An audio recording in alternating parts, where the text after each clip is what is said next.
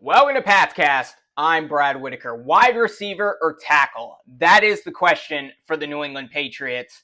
They have a lot of needs heading into this draft at three major positions. We all know it. Starting quarterback, wide receiver, particularly that X receiver role on the outside, the big body, high speed guy that they've been missing for years.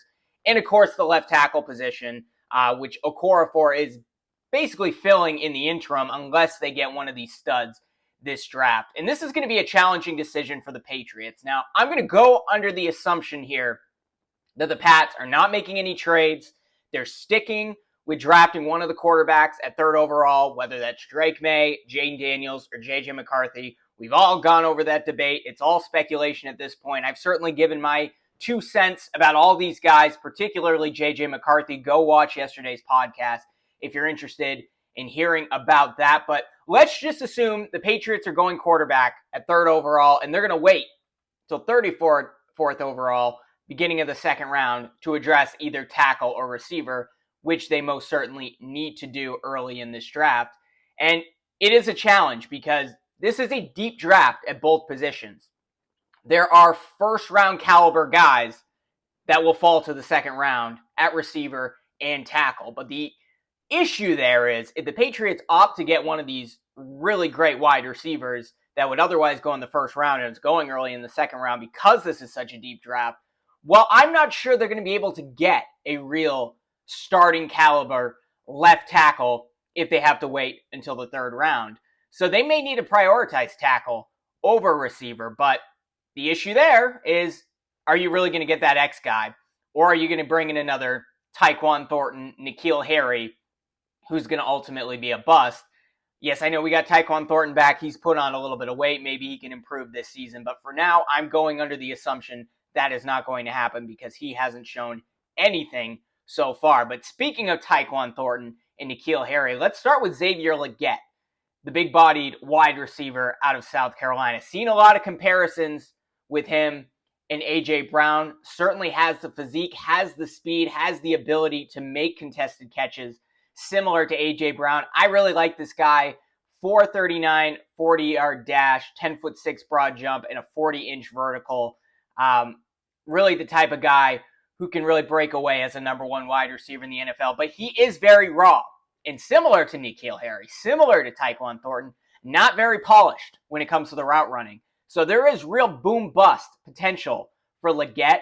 But, I've seen him go in mock drafts late in the first round. I don't think that's going to happen. I think he would be available at 34th overall and certainly would not be disappointed if the Patriots drafted Legette early in the second round and put him out there as that boundary X wide receiver and let him grow into the role where I think he would contribute right away.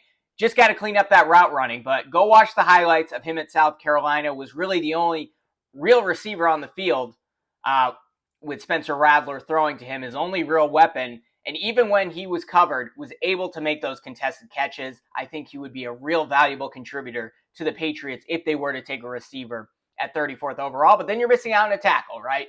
So that's what makes it a tough decision. There's also Johnny Wilson out of Florida State. This guy's massive, 6'6", 231 pounds.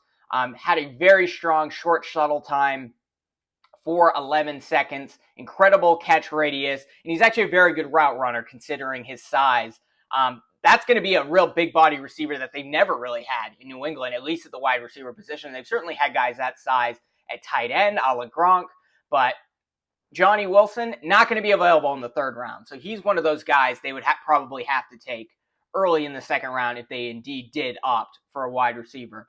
Now, a guy that, if they wanted to wait and take a tackle at some point or early in the second round, and they hope he slips to the third round. If he's there, you got to take him, and that's Luke McCaffrey out of Rice University. Really strong showing at the NFL Scouting Combine. Used to be a quarterback, it looks like a quarterback, but transitioned to receiver, but a ton of versatility. A 4.46 40, but I think what makes him really valuable is he can kind of turn on a dime. Incredible route runner, 36-inch vertical, 10'1" broad jump, has good hands, toughness over the middle. And you could put him at the X, you could put him at the Z. There's a lot that you could do with a guy like this. I don't think he's going to slip to the third round, but maybe you take that chance if you do want to prioritize the tackle position. If McCaffrey's there early in the third, you got to take him.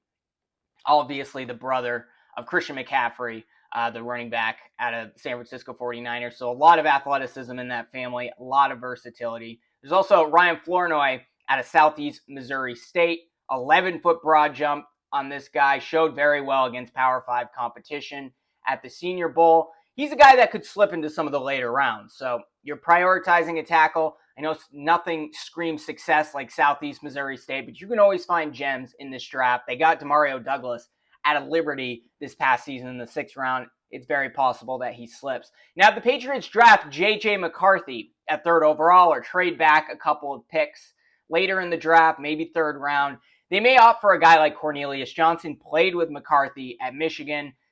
Really great potential X option, 6'3", 212 pounds, ran a 4.44 40-yard dash, very athletic, 10'7" broad jump. He seems like a New England Patriots type receiver. He's another option they could go with at the receiver position.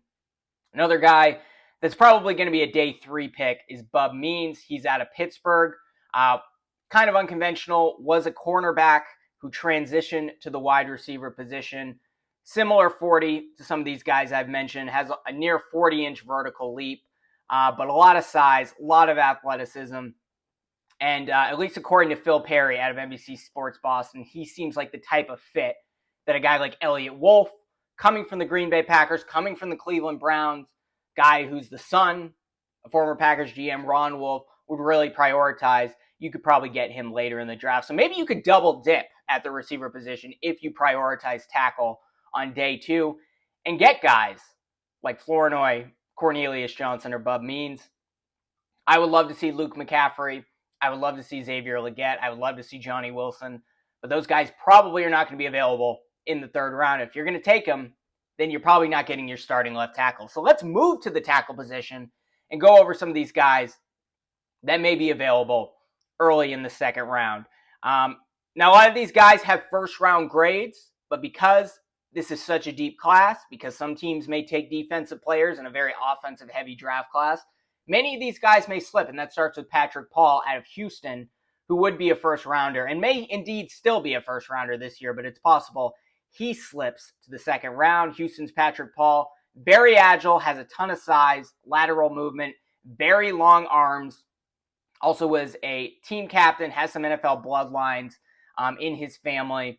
He's, again, a 1st-round grade, but I think if the Patriots do want to take a tackle at 34th overall and he's available, he's probably the guy you prioritize. Same with Amarius Mims out of Georgia. We know Georgia has had a ton of great offensive linemen over the last few seasons. Very agile, quick off the snap, explosive pop on contact, very agile considering his large frame. Now, he is kind of a right tackle guy, so he's one of those guys you actually would have to convert to the left side, but I wouldn't doubt that he could beat out Okorafor in that job, considering Okorafor really is just kind of a depth piece that's starting a left tackle right now, unless the Patriots do draft the tackle position early on. Seen a lot of comparisons to him with Tyron Smith, former Dallas Cowboys left tackle, now with the New York Jets, who hasn't been able to stay healthy, but a guy I really thought the Patriots would make a strong push for.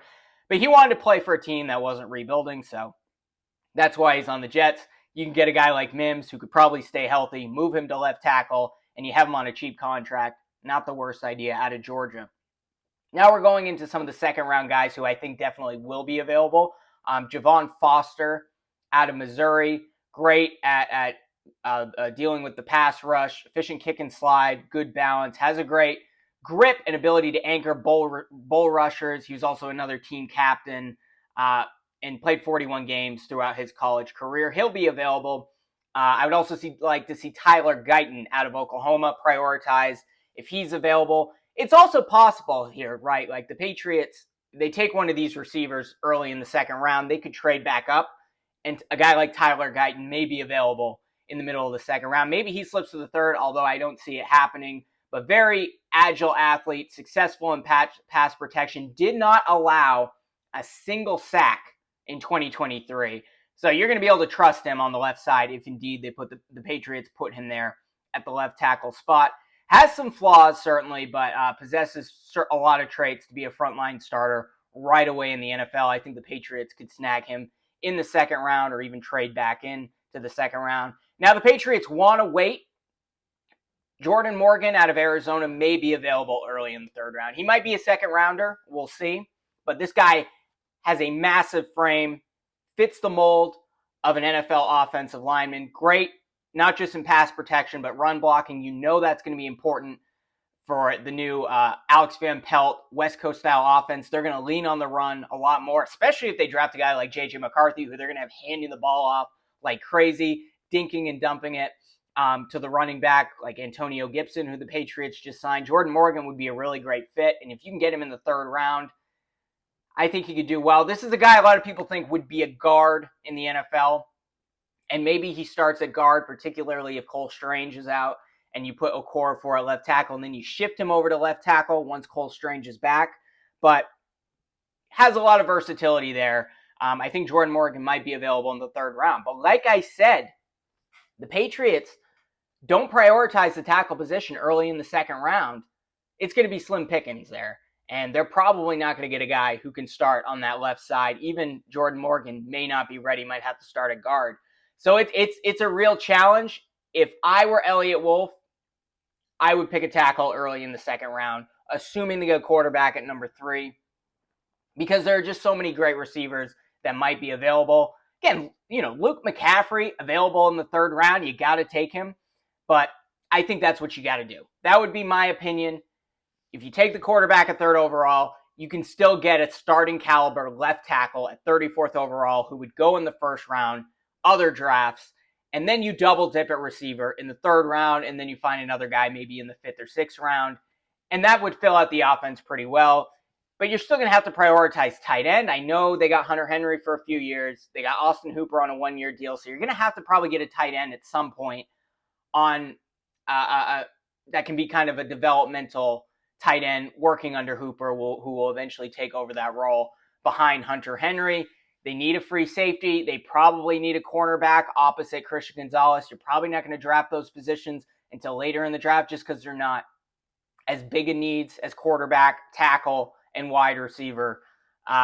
Patriots got a lot of work. Now, certainly they're going to be able to do a lot with undrafted free agents. That's where Bill Belichick's bread and butter came from.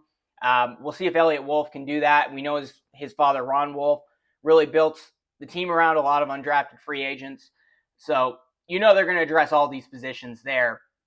But I say you got to go with tackle just because you build an NFL team from the inside out. Once you establish the quarterback position, you get the tackle, and then you double dip at receiver in the 3rd round and then later in the draft. I think that's what the Patriots should do, but let me know if you agree or disagree in the comments below. If you're watching on YouTube, like this video, subscribe to this channel, share it with your friends, or subscribe if you're listening on Apple Podcasts. Certainly going to be a lot more coverage of the New England Patriots as we get closer to the draft and day of coverage, all 3 days of the draft, breaking down who they take at quarterback. It's going to be hilarious if they take J.J. McCarthy. I'm going to welcome it, but I know a lot of other people are going to give up on the Patriots. I like McCaffrey. Check out yesterday's podcast if you're interested in hearing more about that. Going to be fascinating to see what they do. We'll be here at Patscast to cover it along the way.